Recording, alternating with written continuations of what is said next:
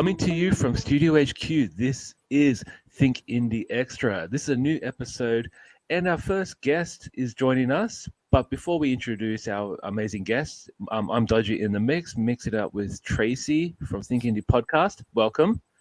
Hey. And I'm very excited because our very first episode of Think Indie Extra is Wes Allard. Welcome, Wes. Thank you guys very much for having me. I'm happy and excited to be your first Think Indie Extra. Thank you. And Wes, so just tell us a bit about yourself. Where did you grow up? Okay. Well, quick answer is I'm a wild animal who sort of lived all over the West Coast of the United States. I was born in the sort of Southern California, Los Angeles area, and I lived there until I was about 14, 15. And then through various circumstances of life, you know, my parents decided that it would be better to move us to Oregon and then eventually to Washington, where I finished college and then, or started college and then came back to California to finish college. And then because I'm a weirdo, I decided to get on a private yacht and work on a private yacht for like 4 or 5 years. And then back to California for the rest of life, so to speak. So far, anyway. So far, anyway. And by the way, we are the weirdos, mister. Just so you know. Yeah, well, I mean, we're all weird in our own special way.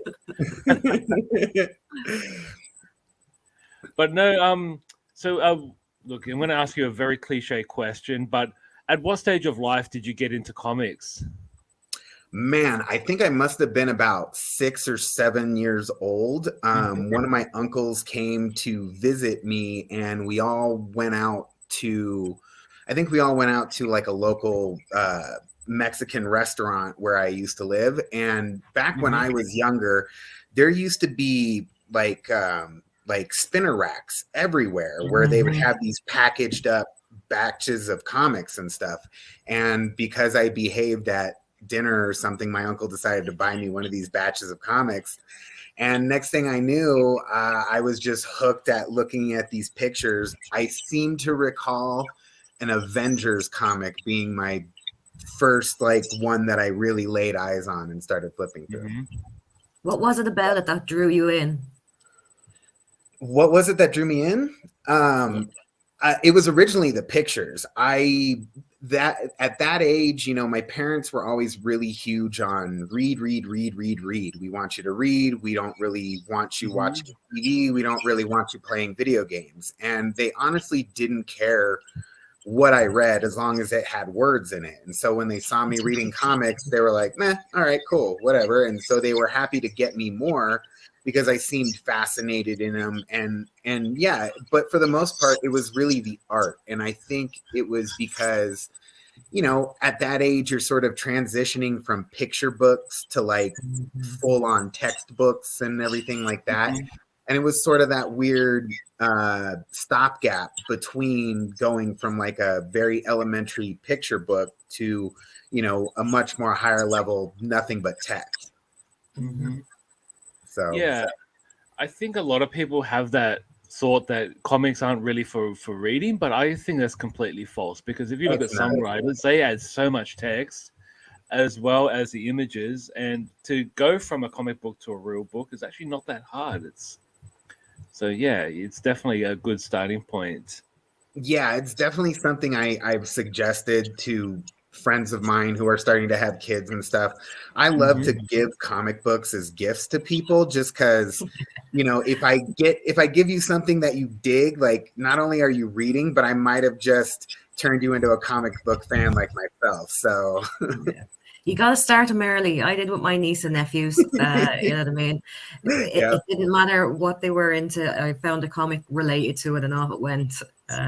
You have to. I think that's one of the most important things. And that's the wonderful thing about comics is you've got every subject imaginable in comic form. And there really is something for everybody. You just gotta take the time to look for it. 100%. So we've got the image up here of Last Bastion Studios. Where did the name come from? So I guess you could say there's a little bit of arrogance in me and my business partner, in that when we first came together, we were sort of trying to come up with an idea, and we were sort of tossing half-ass names about that we were, not really serious about. And then, I started thinking about, well, like, what's what is it like if you're like the last one and everything is swarming in on you and you're like the last thing of defense? And so we're like, oh yeah, like Last Bastion, like, hey, we're the last line of defense between people who really want to make comics and toys and stuff. So yeah, there was a little bit of arrogance, I guess, in the name there, but we love it. We love our symbol and our little rook and everything, and the way we approach making comics and toys and different collectibles and stuff. I really think that we try to stick with that Last Bastion theme as far as everything goes. Mm-hmm. It's very noticeable within your product line and your style and the thing, especially on your website.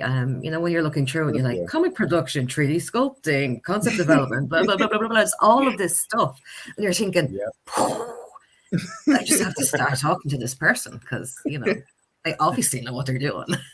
Yeah, exactly. We really try hard. I mean, we love these mediums. We love toys. We love comics, and there's an inherent joy that I get working on these things. There's an inherent joy that I get giving them to somebody and somebody being like, hey, this is awesome. This is really cool.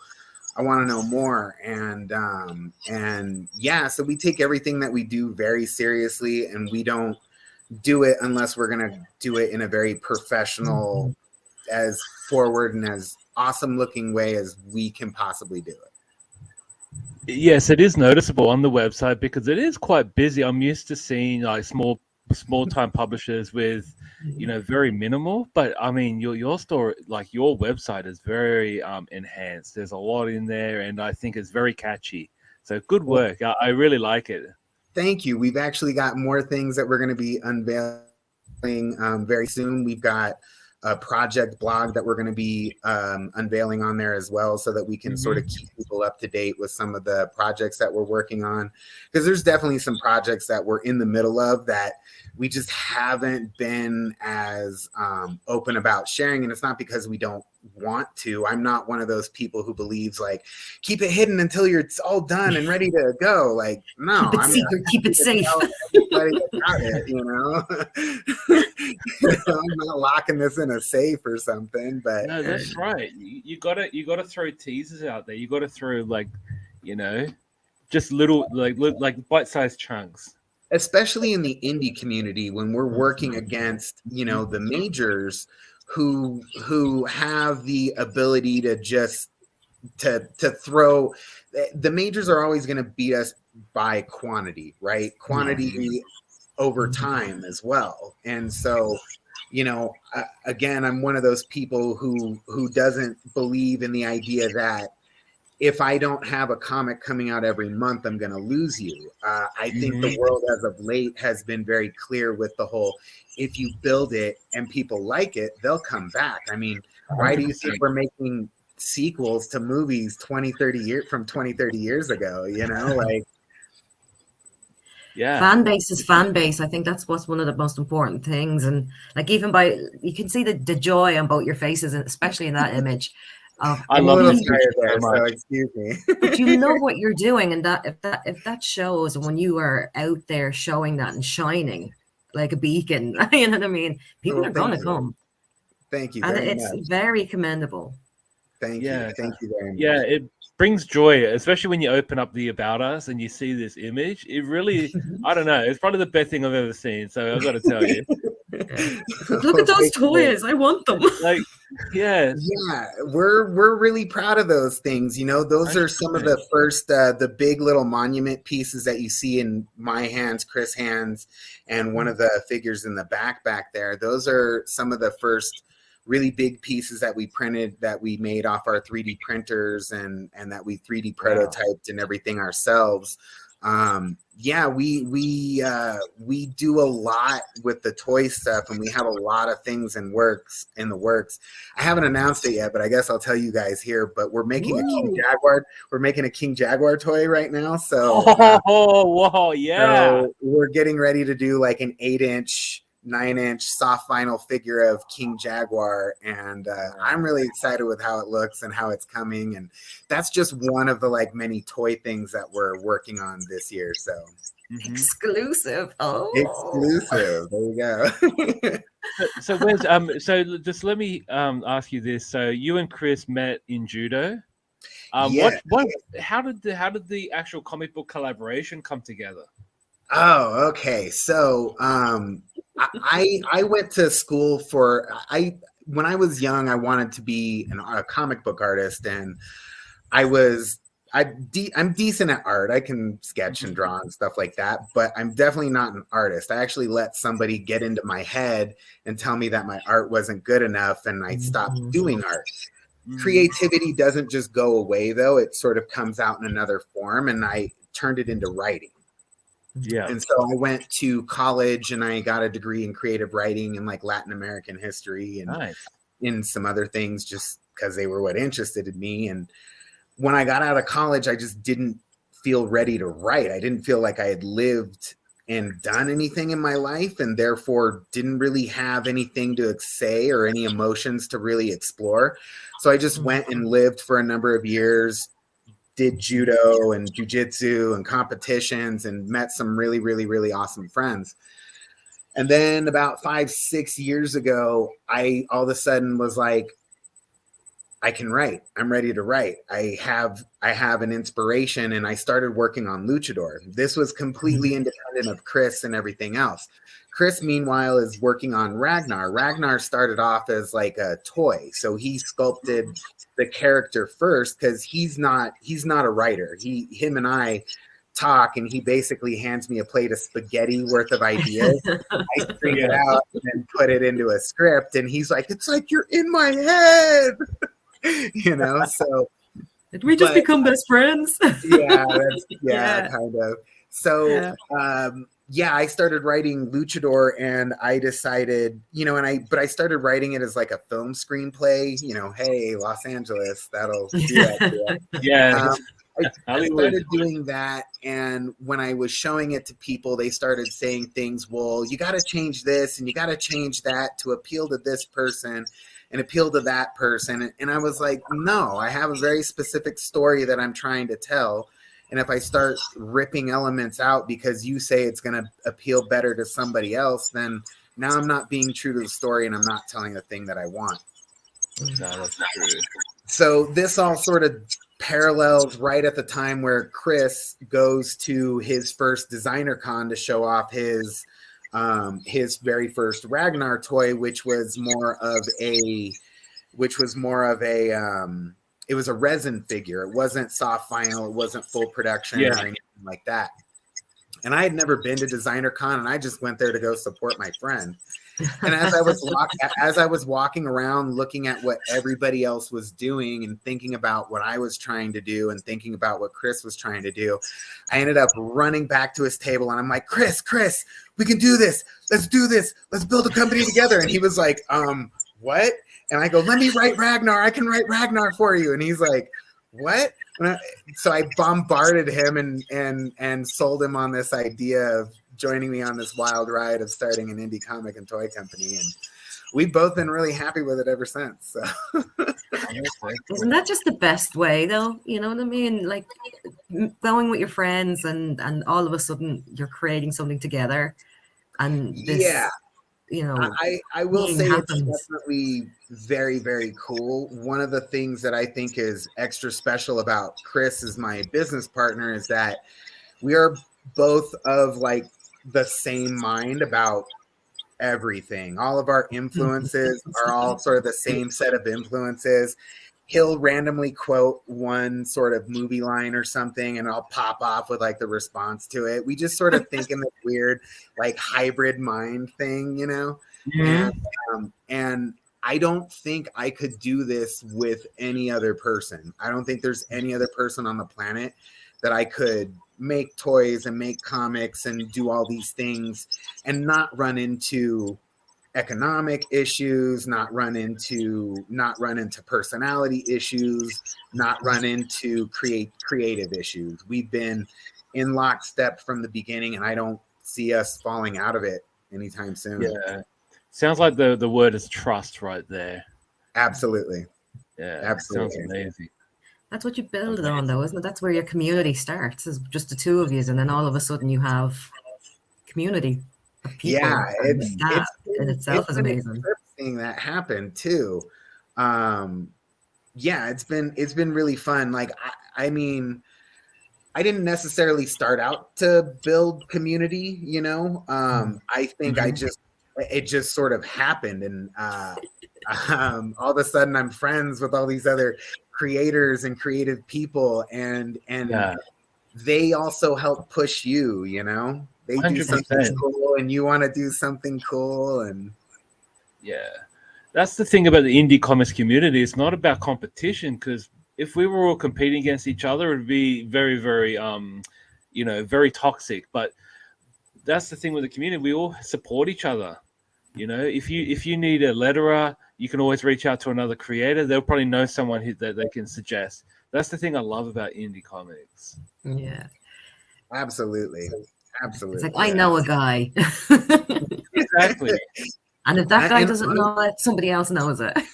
And honestly, that's how some of our connections and even some of the different factories and stuff that we work with as far as toy production has come about. You know, we work with different designers, creators. Chris is our sculptor. Every toy that we've done, every figure that we've done, that's all Chris. Chris is the wonder kid with sculpting, and he can work in clay just as well as he can work in 3D and digital and everything else. So he's really talented at all the nuts and bolts of toy production. I am not as knowledgeable as he is, but just working through him and working through the process and everything, I've gone through a tremendous education to the point where, you know, we'll get different job things coming in, and I'll look at it and I'll go, okay, so this is a problem, this is a problem, this is a problem. We cut it here, we cut it here, we cut it here. You go, yep, I don't think you need me anymore. It's just like, no, we're good. I'm trying to catch up in your knowledge, you know. So I definitely learn tons and tons and tons from Chris in every little thing. And I'd like to think he learns a ton from me as well. So I'm sure it does. Vice versa. You gotta, that's what collaboration is, isn't it? Absolutely. Yeah, sharing ideas. No, that's awesome. And you can see it in your comics. Well, thank you. You can see the love in those comics. It's unreal. So the first book is Ragnar, and we mentioned Ragnar before. In terms of your co-creators or your influence, who would you like to credit for this book? Oh, well, so number one, Ragnar is Chris Hilseth. So Chris Hilseth is the mastermind behind Ragnar. I'm the lucky guy who gets to toss ideas at him, fine-tune them, help sharpen them to a point, help lay out the timelines, and then script it. So Chris is definitely the main mastermind behind Ragnar, but I can't thank Erwin Papa enough for being the guy to do our very first comic and to do those pages for us. Not only do we love Erwin's art and the different things that he can do with it and bring to a page, but Erwin's just a really good friend, and it was just it was something that was going to make us proud to have him do the art to our very first pieces. So I really got to give all the credit in the world. Number one to Chris, number two to Erwin. So. And would you have pulled the ideas? Would you have pulled from other, creative influences for this particular comic? So I definitely, like I said, Chris and I come from a lot of the same creative influences. So it's one of those things where I'll see certain aspects and I'll go, is this supposed to be like X, Y, and Z? And he'll go, yes, with a little bit of this mixed in, you know? So for example, Mecha Man, the guy with the cannon right there on the cover, you know, that clearly you've got Mega Man vibes, you've got Master Chief vibes, you've got Samus vibes and stuff like that. The Ragnar character himself, Chris loved Gamora as a kid. So Gamera is his huge influence. He loves turtles, which is part of why Ragnar is a giant turtle. I came up with the concept that he is a quote unquote terror turtle. So we created almost like a scientific entry for him. So it's like Tyrannus Tortugas, aka a terror turtle, and I wrote out like a whole bio on it and everything. And you know, so I, like I said, I have so much fun working with Chris on all these things, and he brings everything that he loves into Ragnar. So there's, you know, we're gonna be launching a number of digital short comics as well later this year that include Ragnar. Nice. So he's got a character named Dreaded Fred, who's sort of like he's a barbarian who's, you know, got elements of Conan in him. You've got the various wizards. So like one of the wizards is a techno wizard. Who's going to have a lot of Klaus Nomi elements to him. We've got a funk wizard who's going to have a lot of Bootsy Collins and Jimi Hendrix. We've even got I have never felt so seen in my life. I am currently writing a script, and that's just a friend of mine is doing, and it's a D&D style adventure, and we're using turtles, and we're using wizards and artificers, and it's okay. Hey, there's room for all of it. I feel so seen right now. Well, you know, we've got a Kenny G style wizard in there too. So well, one of mine's a Doc Brown kind of turtle. So you know, I like it. I love it. So we try to bring in all of ours. Try to bring in all the things we love in there, you know, even elements of like Kamen Rider and stuff like that. Ragnar is probably our property that's the most able to accept so many huge elements of our influences in it, because it's a giant fantasy world and you can arguably do anything you want in a fantasy world and bring in it element. You can combine ancient technology, magic, and future looking weapons and still get a very believable sense. So Ragnar's really the super fun playground for me and Chris, whereas Luchador is a completely different animal for me. Yeah, I was going to ask you about the color scheme. Who came up with the color schemes? Like, especially on this page here, you've got like the pinks and the green. Like, whose idea was that? I think it's great.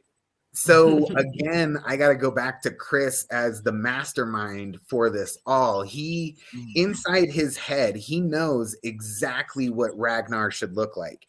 Inside his head, he knows every single element that should happen, and he knows the color palettes and everything. So even when it comes to character designs and when we're working with other artists on character designs, he will get down into the nitty gritty of, okay, no, I need this element here smaller or this element bigger, and let's change these colors, and I want this color scheme and these patterns.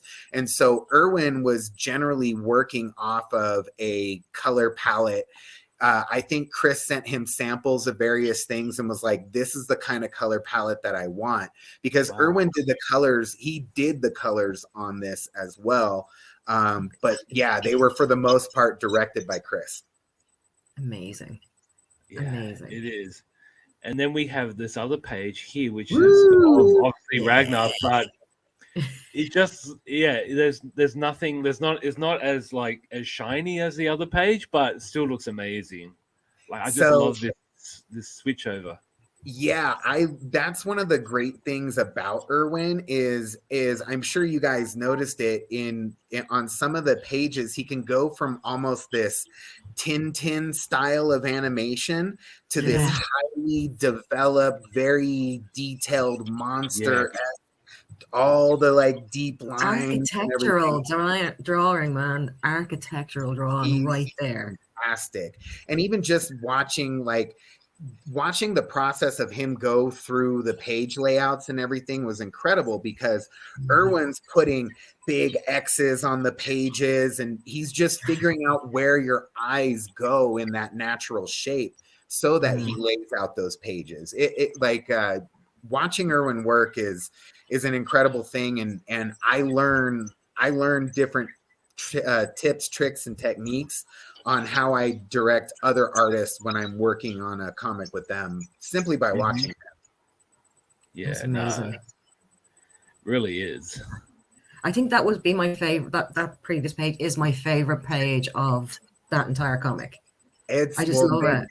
It's great, and it's definitely one of those super impactful things. And when I saw it, I was like, "Oh yes!" I think one of the things that I really love as well is the letterist that we work with, Leah Novak. She's wonderful, and she's a great editor on the side, and so she's sort of.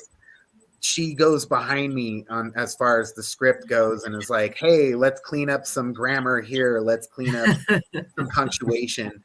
And her goal always when she's lettering is to cover as little of the art as possible, which you can even see in the gra and how she put it behind the monster and everything else. You know? Yeah, so, I love that. Yeah. And I think that's a big thing with comics as well, that letters don't get enough praise in relation to how they work on a comic. People are like, oh, the illustrator, it's all about that. And people forget about us word people. Oh man, I can't thank my editor letterist Leah Novak enough. She's not only a really good friend of ours and a huge supporter of ours, but she gets as excited for our projects as we do. And she enjoys all this art as much as we do, and so she's trying to treat it with as much respect as she possibly can. You can see it. I was got a question to ask, a little spanner in the works. Were there challenges in making this book, making Ragnar? The first one, it was, I think the main challenge for us is that and I think it's the main challenge for us in sort of the early part of everything we were doing is it was just an incredibly slow and time consuming process. As there are things you don't know, the things you don't know, right? Of course.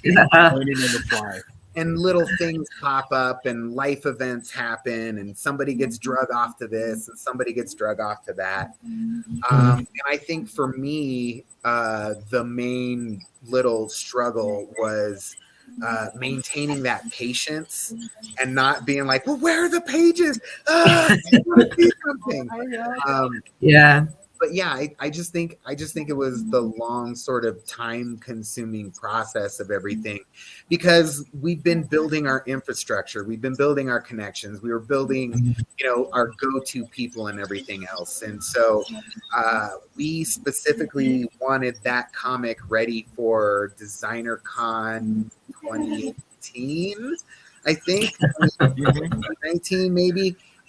And we had started it, I want to say around the beginning of the year, and literally I think the comic got dropped off on my doorstep 3-4 days before and it was like, oh yeah. Oh, thank God. Been there, my friend, been there. So yeah, I would say that just the timing and the pace of everything was the biggest challenge in the beginning. And what's the biggest thing that you would tell people now? Like, if you had one big piece of advice to give newbies.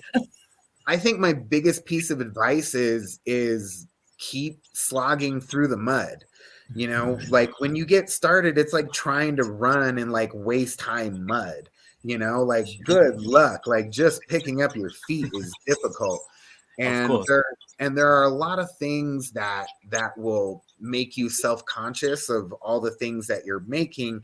Number one being your sales. Like you can't sweat your sales, not when you're an indie. Like you can't expect that however 500 or 1,000 comics that you printed are just going to sell. Like you've got to go out there, you've got to be at all the conventions, you got to be talking to people, you got to be handing them out, you've got to continue pushing, because one of the other things I think that fans and even potential customers want to see is they want to see you a number of times before they commit to buying them. They want to know you're not a flash in the pan or a one-off kind of person. Yeah. And the more that you have of your thing out there, the more you build its infrastructure. So with Ragnar, we have the comic, we have some t-shirts, we've got some pins and stickers and tiny resin figures, and we've got the vinyl figure, and that all creates its own ecosystem. When somebody sees that ecosystem, they go, oh, these dudes aren't going anywhere. They're going to be here. Going to be here a while. Because it's in them. It's just in them to keep going. So, yeah, like main piece of advice, just do not stop. Keep going. It will all come together if you just keep pushing. Yeah, for sure. Yeah. And you've got some pinups in the back of Ragnar. Yes, sir. Especially this one here of the little turtle fighting the sandwich. Yep. Was it because there's no cheese on this sandwich? What was the issue there? So a wonderful artist by the name of you can find him on Instagram as Gabo. He did that pinup for us. It was actually a trade. He wanted to trade for some of our resin figures because he really dug the character and he liked it. That was originally supposed to be something else. That was supposed to be a different character, but we weren't quite ready to unveil that character yet. And he was like, so what do you want me to change it to? And Chris was like, how about a sandwich? And he turned it into a monster sandwich, and we loved it. So it's such a good one. It really is. Of all things, a sandwich. That's great. Well, so that's one of the things about Ragnar is Ragnar's like he's a baby kaiju. You saw him at the very end, sort of hatching from that egg, right? And he's hungry. He's really, really hungry, and he eats everything in sight.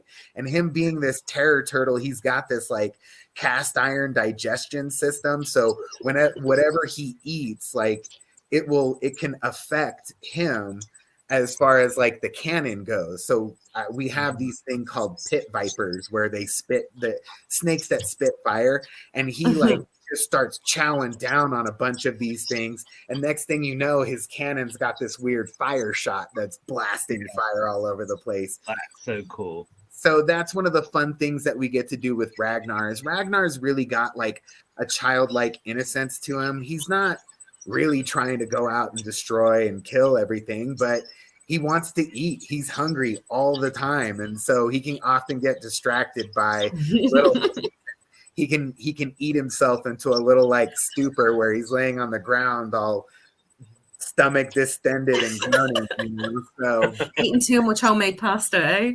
Absolutely. He's just hungry, the poor thing. Yes. Nothing worse than being hungry. So was it just explain this image here? Who's this character?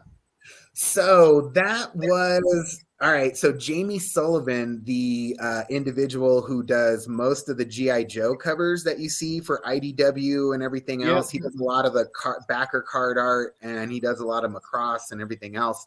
He's a really good friend of ours, and we were like, hey, would you mind doing a pinup for us?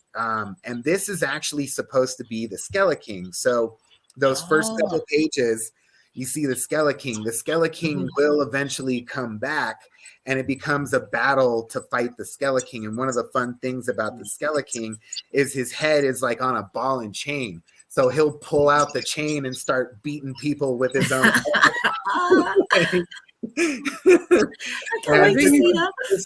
This was sort of an early concept of it. It's gonna be different when it actually shows in the comic, but this was a very early concept of it.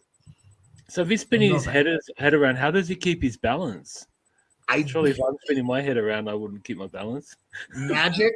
I will explain that more as we get to that area. But it's fun because we'll have him like swinging his head at somebody, and he's like laughing as his head is coming in.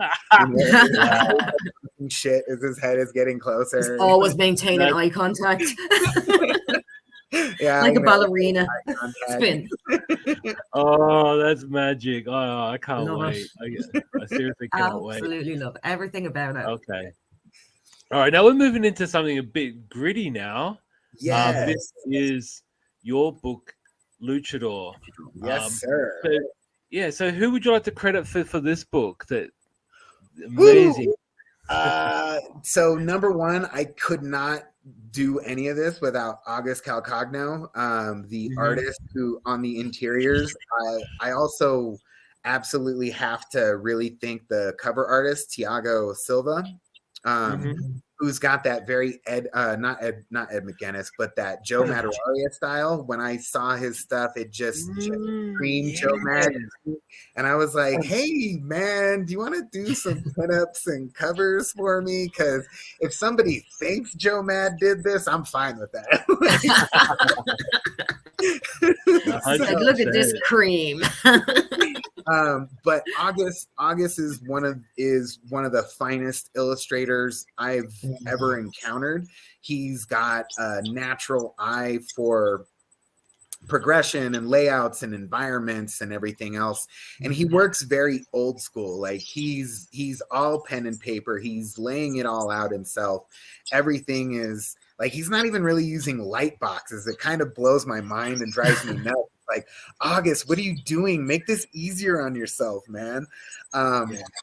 But August, like, I really have to thank August for all the art. And again, I got to go back to Leah Novak for, being my absolute wonderful, wonderful editor and lettering this in such a beautiful way. So those are the people that I definitely want to thank for really helping me put that together. And of course, I can't leave out Michael Sanders for the colors and stuff that he did in the comic as well. I've had a lot of great compliments on the various colors and everything that have come through the comic. And I mean, every time I hold that comic in my hand, it's like, whoa, this is that childhood dream that I thought was impossible. That was actually something I wanted to ask you. Like very early on in our conversation this evening, you spoke about what you studied in college, and it was like, how did you feel that this is something that is now here? So it like, I'm not gonna lie, I got teary-eyed when I first saw it and started flipping through it, because growing up as a kid, like, you see a comic and you don't understand how it's made, you don't understand the work or effort that goes into it, and you don't even really understand how you get a chance to make a comic, and so all of a sudden, here I am 30 plus years later, beyond that dream. And I had just sort of dismissed it at some point in my life as some sort of impossibility. And to find myself all of a sudden coming back and completing a bunch of these childhood dreams is really something that, like, it gives me that pleasure to keep going no matter what. It really does. Mm-hmm. It really does. No. So were you a wrestling fan growing up? Absolutely. So I remember being like 5 years old and the TV being on and me first encountering WWE and watching the Rockers and Ultimate Warrior, Hulk Hogan, Roddy Piper, and Jake the Snake, and just all those classic legends, and absolutely loving it. And even like yelling at my parents who were saying it's fake, like crying and screaming at them that it was real, you know. Yep.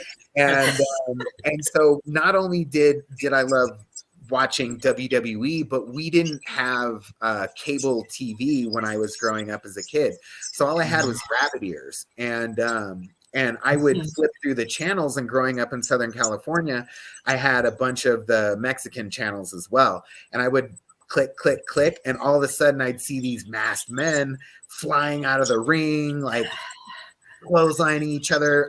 I still have vivid memories of Mil Mascaras doing like all this crazy stuff. Like he's like on his head and like spinning on his head, and like just it had always been a fascinating thing to me ever since I was a kid. And when I got older and I started getting into martial arts and wrestling and judo and jiu-jitsu and all that, I stopped seeing professional wrestling as like fake fighting, and I started seeing the actual techniques that these guys are doing. And it's like, oh, that's an arm, that's a single arm throw. Oh, that's a this, that's a that. Like, oh wow, okay, there's actual real skill level going into all this, and these people are amazing stuntmen, you know. So my appreciation and love for it has changed, but it's never waned. Good. Good. And so where did the influence of King Jaguar come in? Because he's a imposing character, but I cannot tell if he's a good guy or a bad guy. Is that deliberate? Yes, that is absolutely deliberate. I will give you a secret off the air about King Jaguar, but I don't want to spoil too much. But yeah, King Jaguar, like in a way, he's kind of meant to be my Boba Fett. Like to a degree, he was always sort of meant to be my Boba Fett. He is very much an important character, and King Jaguar, like that persona does persist throughout the entire series.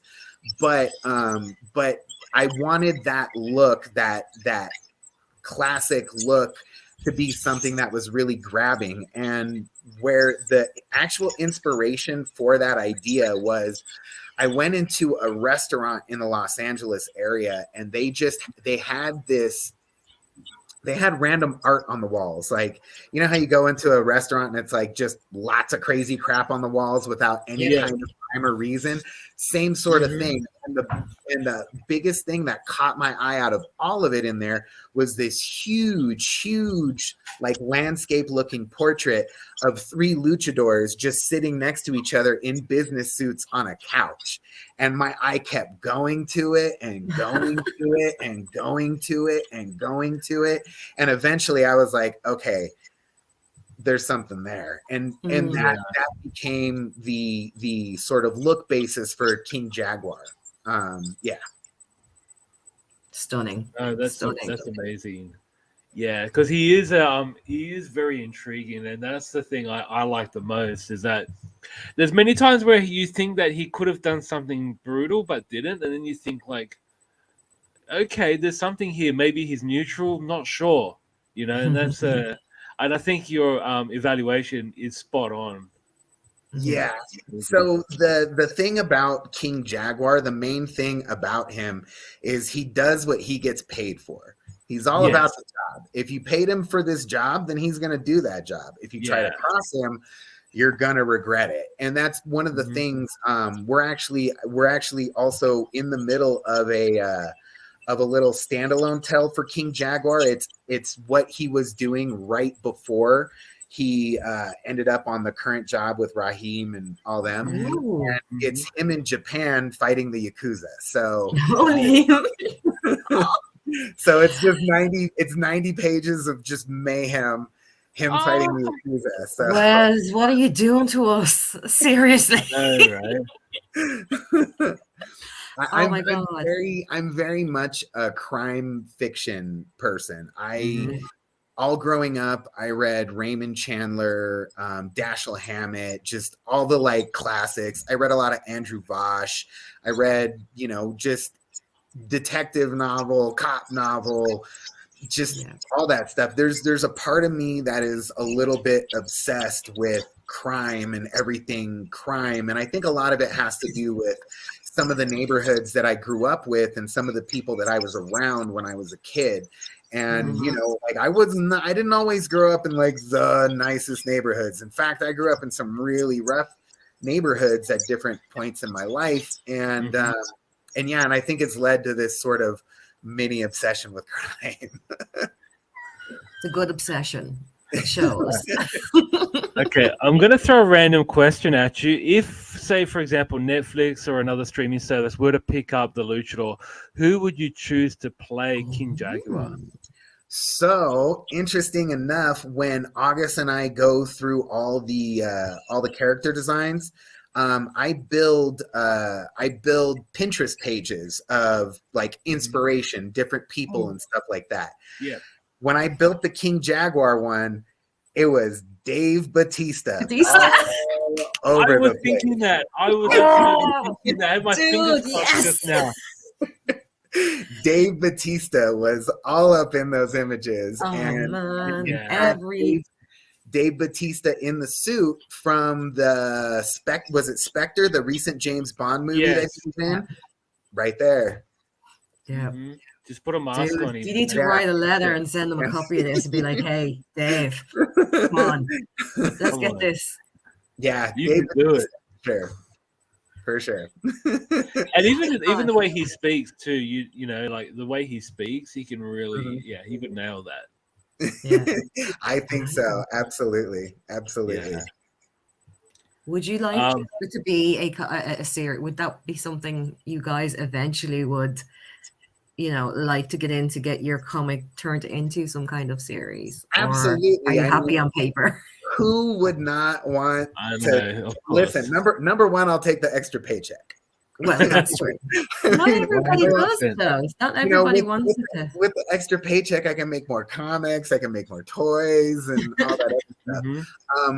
I would love to see it on the screen one day, but it's not the thing that it's not my be all end all. It's not the main goal that I'm chasing. The main goal that I'm chasing is really building this comic and toy company and having really epic storylines with a very solid beginning, middle, and end that people are going to enjoy and connect through over time. So that's my main goal. But hey, Netflix, let's talk. If you're listening, guys, you said it here first. Yes, and just talk to us about the backup story here, because I like the illustrations. It has a bit of that, I guess, Bruce Timm style. Yes, not quite. That's exactly why I went with him. So okay. So one of the things that I like to do is I like to give, before I work with an artist, I like to give them an art test. And I'm not a person who's like, here, do this for me and do it for free, and then I'll see if I want to hire you. No. I'm going to give you an art test and I'm going to pay for it. And it might just be an 8-page short story. And if everything works out beautifully, great, awesome. I'm going to stick it in the back of a comic, or I'm going to combine it like into an anthology with the other short stories and stuff that I got. And I'm going to want to work with you again later. So this particular artist who did this background story, a guy by the name of Alfredo Torres, he's actually the guy who's working on Tokyo Jaguar right now. So yes, and this is what got him the job, basically. So so he did this. I loved his color palettes. I like that animation style. And for me, for the Tokyo Jaguar project, I really want it to have a very cartoony feel, because I'm going for the geysers of blood and everything else and all the classic Japanese Yakuza films and everything else. And I want it to be very animated. I want like that Batman animated adventures, but extremely feel to it. Like Samurai Jack. Exactly, which is another huge influence of mine. I love Samurai Jack. Love it. Fantastic. Love it. So yeah, this particular thing got Alfredo the gig, and he's been cranking away on all the pages for Tokyo Jaguar, and I love him. Amazing. Yeah, and then we have the Red Demon, who's I Yes, think sir.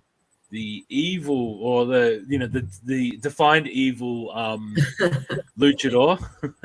Yeah, he's an interesting character in that so sort of all the individual characters, they all have a backstory that I've written and figured out, and I know how it all works and it all plays together. And his backstory is going to be a really interesting one to tell, because he's loyal to Don Eduardo, who's the mob boss of the city. He will do anything that he says at the drop of the hat in the most vicious and violent manner possible. And he's like Don Eduardo's personal bodyguard. We don't just get like a loyal dog soldier like that. So I wrote out a whole background on how he becomes that and how it's so intricately tied into Don Eduardo's background. It's very Bane inspired, I think, for definitely Bane inspired for sure. Definitely. Yeah, and I love that about the character, because he is so vicious. You know what I mean? It's bringing those small aspects and then just blowing them up completely. Yeah, so that your mind explodes. Absolutely. That's what I'm going for. If you guys are feeling like your mind is going to explode, then I'm doing something right. Definitely that's doing so something true. right with these comics. That is so true. No, but all right, now we're going to be talking about your store. Ooh, so look at the parties.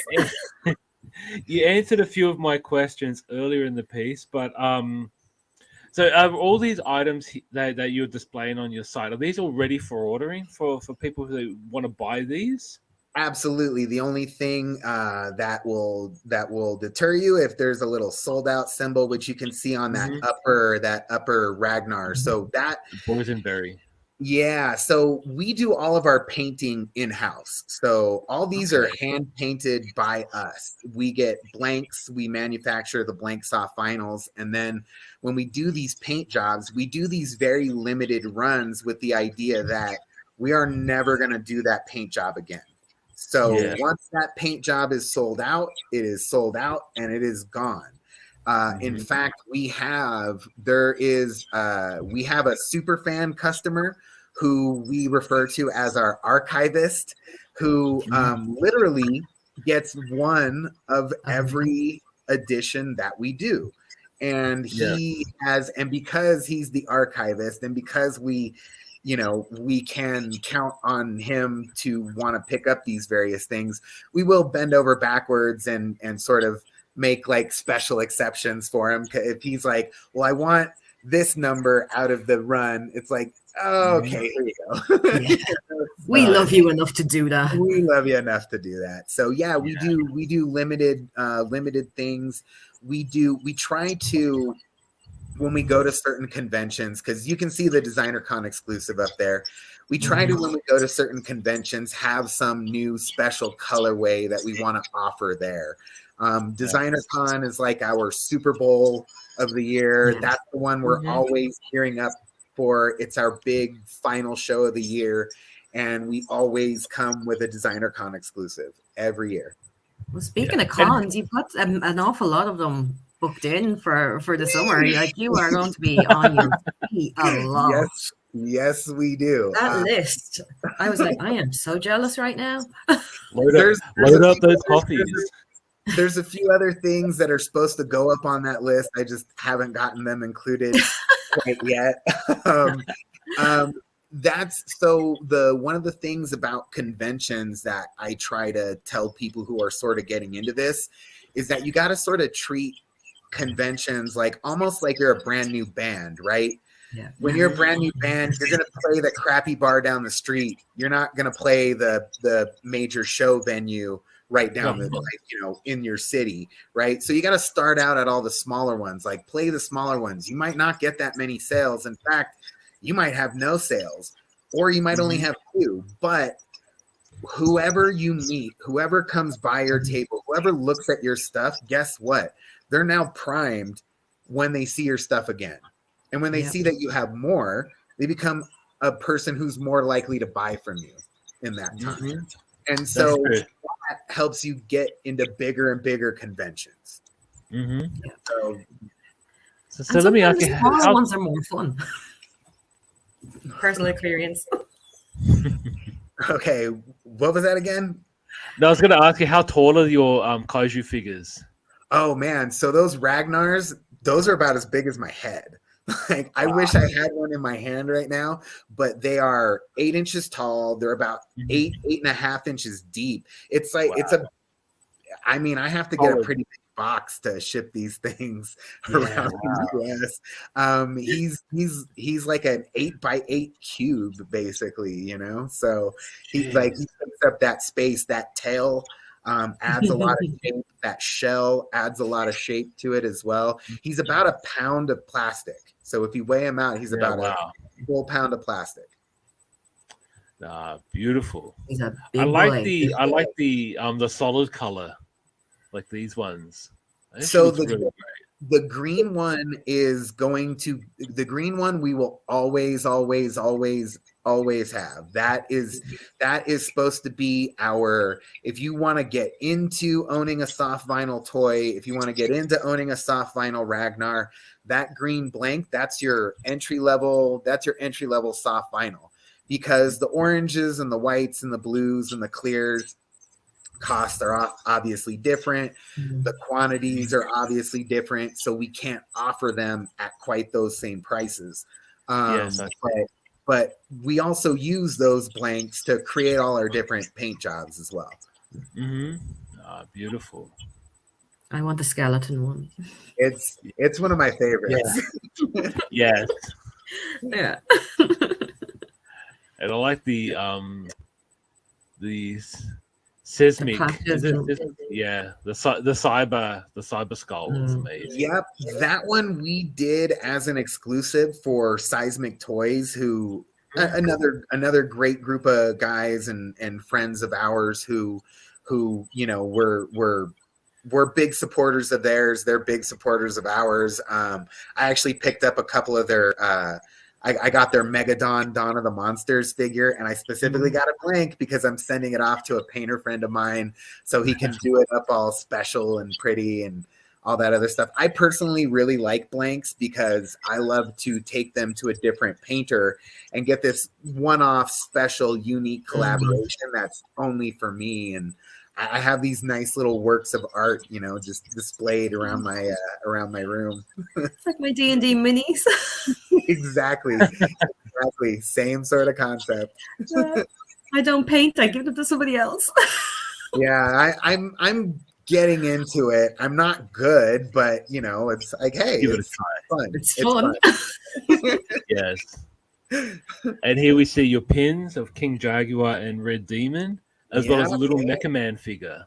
Yeah, so the Mecha Man and that little Ragnar Watermelon Noir colorway, those were our original resin figures. So when we were before we got to the soft vinyl, those were what we were making. We were hand casting our own resin, making our molds and doing everything else, painting, cleaning, and doing all that. And those were really the first Ragnar toys and figures that we were selling. Wow, and quite intricate. You know, I mean, that's a lot of work. Well, like I said, Chris is a wizard with sculpting and painting and all that other stuff. He's I can't say enough good things about Chris and the talent that he has, and you know what he can do with when it comes to sculpting a figure, and even what he can do when it comes to painting a figure. You know, all those paint jobs, like they're not, you know, it's not like here you go. Like, no. He's spending hours and hours upon those things, you know? So yeah, at the price that they're at, you know, for the amount of time and effort that he's putting into it, that's a steal, man. Yeah, you're getting a bargain. Definitely. If I can make a special request, by any chance, will we have a Skeller King figure? Because that would we be do. So we actually do. we have a Skeller King mini, and we actually have a plan to do a Skeller King soft vinyl as well. The next figure in the Ragnar series that will be coming out is Tara Kyofu, the monster that's on the cover of the Ragnar comic. So we've got a soft vinyl of him that we're probably, I think, launching via Kickstarter in November. Cool. Nice. Will his head come off? Maybe. No, so we can swing it around. Maybe we can put a little extra chain attachment for it. That'll be just fun. for certain people, not for everybody. Just 5. Just like 5. Yeah. And then a big giant sandwich. Yes.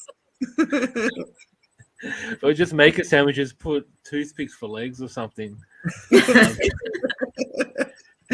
I like it. So tell us about Shaka Kong. Didn't see it anywhere in the books. No. So Shaka Kong is actually our really good friend Spumoni. So Spumoni is a toy maker as well. And we actually have some collaboration projects that are all in the process. And he makes a character called Chogokin Warrior that's very similar in terms of like Power Rangers and stuff like that. And so there's a plan between us and Spumoni right now to where we're going to have a crossover between Chogokin Warrior and Ragnar. Chogokin's going to end up in Ragnar's world and so on and so forth. Now, Shaka Kong is one of Spumoni's toys, but we did a trade of blank figures. And so we did a couple of we're doing a few special one-off paint jobs of his Shaka Kong, and Spumoni did a few one-off paint jobs of Ragnar. So he did like a Piccolo version of Ragnar. He did like a lightning version of Ragnar. And this is our first Shaka Kong, but we have 2 more coming. One that I think is going to have a very foresty look to it. Have a very magma look to it. So there will be a couple of new Frost Shaka Kongs coming very soon. Awesome. Collaboration, man. Absolutely. Yeah, 100%. Yeah, we like to keep a record of all the people that we work with. You know, we want to keep a record of what they paint up Ragnar as. As a matter of fact, I believe you can actually see all the different custom paint jobs that different collaborators have done on Ragnar on our website. You can. Yes. There are a few very nice ones. Yeah. Yeah, some of them I get jealous. Like sometimes I get really jealous where I'm like, I want that one. But then I also tell myself, dude, you can't just buy all your own product. I know, right? And then you make no margin. Yeah. It's like, well, can you really though? Sometimes you just can. Sometimes you got to make a mental note, go back and buy it from the person you sold it to later. Yeah. Or like, for Christmas, can I have this? It would work out real well. Nice. All right, moving on. So Wes, I just ask you a question. What part of you is in each of these books? Like when you write your stories, for people who are wanting to understand, yourself as well as your books, what part of you do you actually embed in your books? Woo! All right. So there's a couple layers here. So number one, the emotional content. If somebody is going through some kind of emotional thing in anything that I'm writing, it comes from me having felt very similar emotions. It may not be a one-to-one scenario, but it comes from me understanding the mental drive that may make somebody react in one of these various ways. So number one, the emotional element is prevalent for me throughout all my comics. Number two, the biggest, I would say, clear point to of me as an analog would be Andrew within Luchador. So I definitely I've definitely had a dead end job with a boss who terrorized me. Mm-hmm. I've definitely been lost at different parts of my life, not really knowing what I was going to do. I've definitely been the poor dude with nothing but like ketchup and mustard in his fridge, you know. So and they're actually from the takeaways. They're not actually in a bottle. Little packets. So yeah, Andrew is definitely like a little bit of an analog for me. So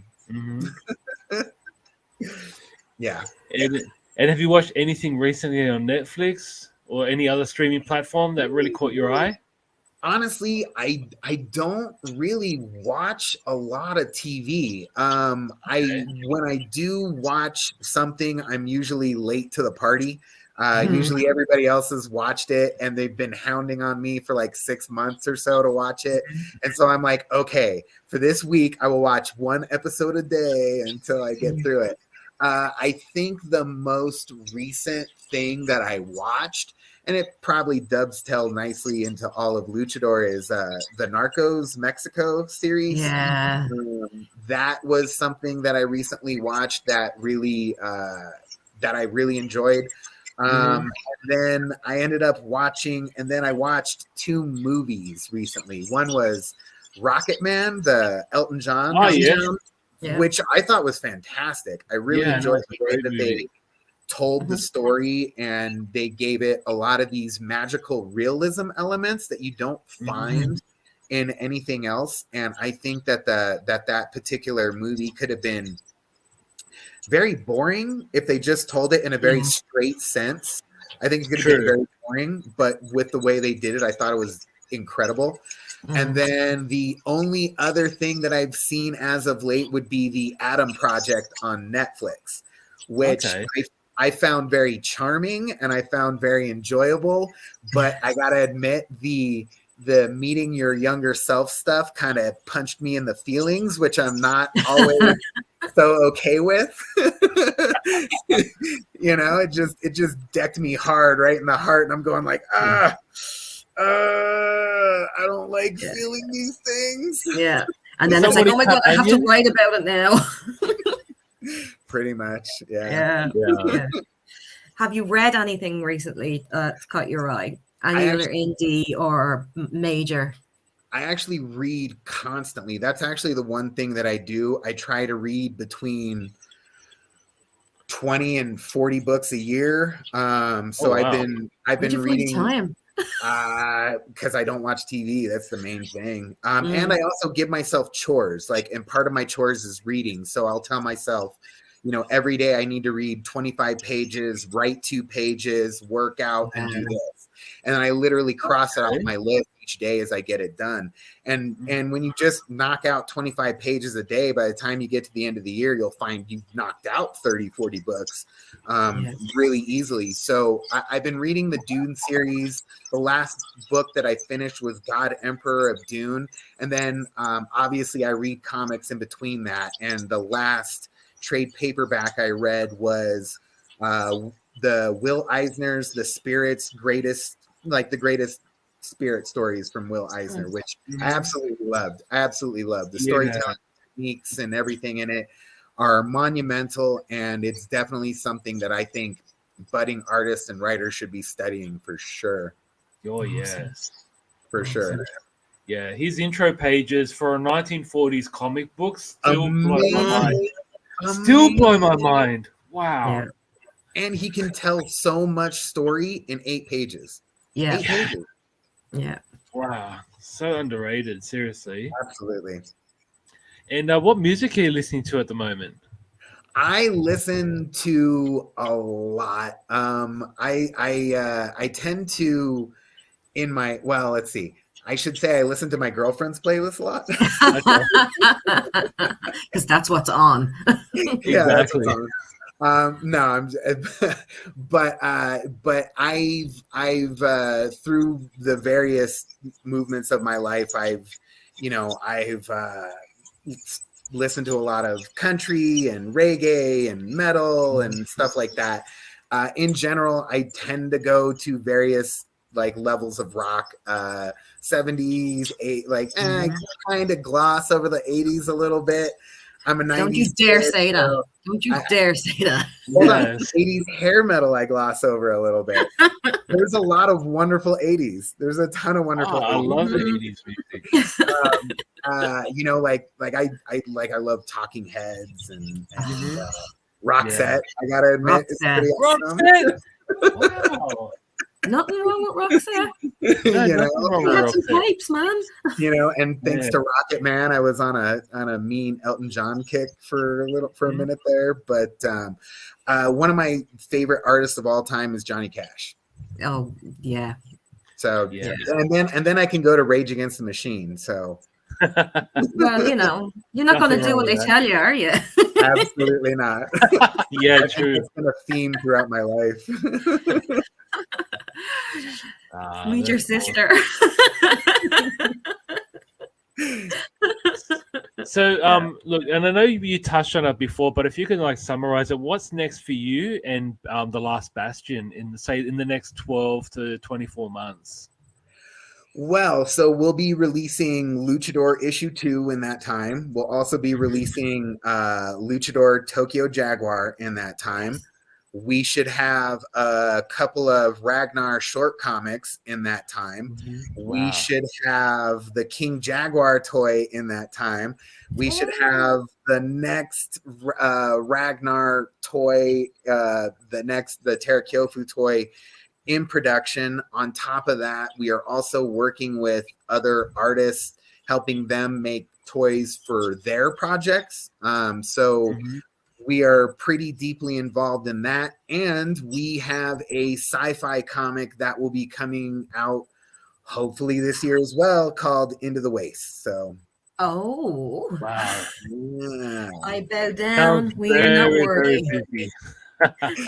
I'm trying to stay as busy as I possibly can. So no, that's fantastic. And for people out there who want to know where they can reach you, what are your handles? So at Last Bastion Studios is where you can sort of find everything us, and it will also sort of split you off into our various different properties. You can also find us on Instagram at Luchador Comic, and you can also find us on Instagram at Ragnar Squad. Ragnar Squad and Luchador Comic are a little more related to the individual comic properties themselves, whereas Last Bastion Studios Instagram is sort of all-encompassing on anything that we do. My own personal Instagram, in case anybody feels like it, I don't know why you would, but it's just Wes.Allard. And yeah, our website that you have on the screen is also the wonderful place where you can find out more about us and what we're up to. No, I gotta say, this so was excited. This was a wild ride. I enjoyed it very, very much. Well, thank you very much. I really appreciate you guys having me on for this and letting me talk about all my fun, nerdy, geeky stuff with you. That's what we're here for. Yes. And just before we wrap up, I just want to mention that on Indie Comics Day comes out 1st of October. So if you're an indie creator like Wes right here, please reach out to your local comic book store. Ask them what they're doing about indie comics, because Buy Indie Comics Day will be a great platform for creators to showcase their talent at a local comic book store and buy more indie comics. Thank you, Wes, so very much. Thank you, for guys. joining us today on Think Indie Podcast. Please follow us on comiccrusaders.com. Also follow us at Think Indie Pod in Twitter. And on behalf of myself, as well as Tracy, see you all next time. Thank you. We hope you've enjoyed this Comic Crusaders production. For real-time news on all things pop culture, please feel free to follow us on social media. For articles, original content, merchandise, and more, please go to www.comiccrusaders.com. Also follow along with all of the websites of the Comic Crusaders family. As always, if you like this content, please click like and subscribe to the Comic Crusaders YouTube channel.